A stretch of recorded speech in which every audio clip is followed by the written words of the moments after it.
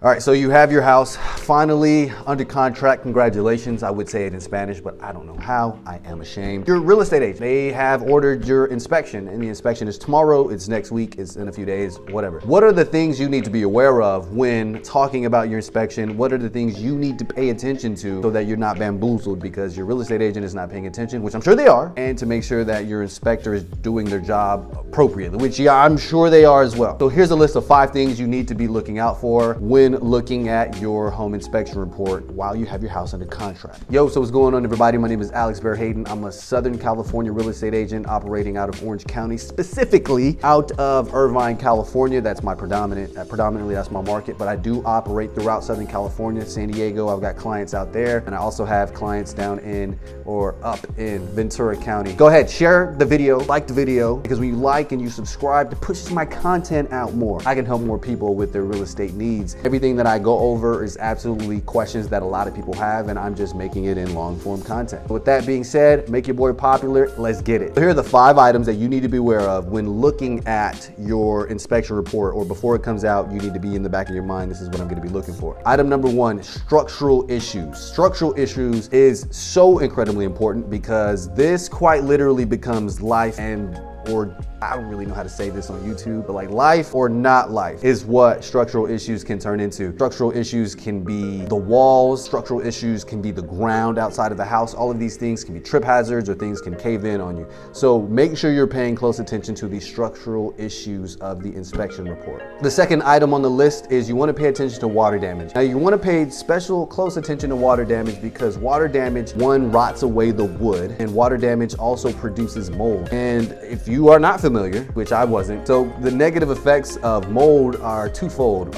One, well, there's more, but like the main 2 is like your breathing can be negatively affected and your allergies can really start to get irritated and inflamed. And if you're somebody who is sensitive to mold, then you really, really want to pay extra attention to your inspection report that details the water damage, if there is water damage. If not, then cool, you're good.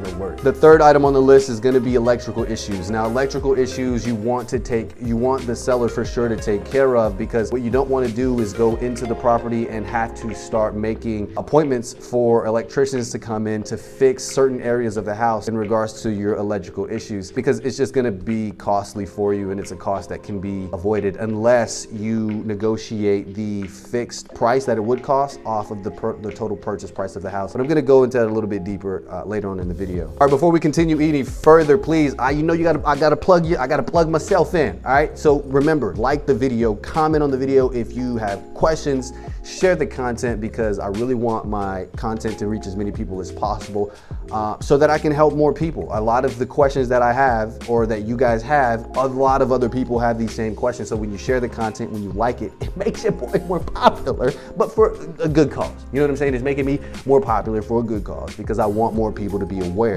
of everything when they're going through the home buying process, the home selling process, renting a house, house hacking, all of those things.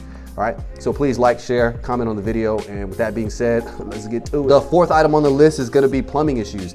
The reason why you really don't wanna have plumbing issues when you move in, these are things you're gonna have to pay for out of your own pocket. So just to completely avoid that, you wanna make sure that everything is addressed throughout the home buying process. The 5th and final item on the list is aging systems and appliances. What does this mean? This means your washer and dryer, if it comes with a washer and dryer, your refrigerator, the microwave that comes with the house, the AC unit, the water heater, all of these things, you want to make sure that these things are fully functional. You want these things to be fully functional, and wrapping up those other 2 points, you want things to be fully functional, because what you don't want to have happen is you move into a house just to spend thousands of dollars to have all of these things, 1, replaced by the appliances themselves, and 2, the labor that comes with it is just as expensive in some cases. So you want to make sure that you're paying attention to that. Make sure you ask your inspector, especially if they don't tell you, right? Which is wild if they don't tell you, but ask your inspector, how old is the water heater and how much life is left on the water heater? How old is the roof? How much life does the roof have left? You have to ask them probing questions, which you shouldn't have to. They should provide you with all of the most pertinent information. And I know companies that do that. So if you have questions and you're looking for an inspector, please hit your boy up and I got you. But the thing is, you don't want to go into a home and start making all of these repairs unless, now of course, if you're a real estate investor, then the worse condition, the better, right? I'm not talking about you. I'm talking about people who are looking to buy a home for it to be their actual personal primary residence. You guys don't want to find yourself in that situation. And with that being said, that's all I got for y'all today. Please like, subscribe, comment on the video if you have questions, if you disagree, or you think I missed anything. Leave it in the comment section below, and I'll catch y'all on the next one. Peace.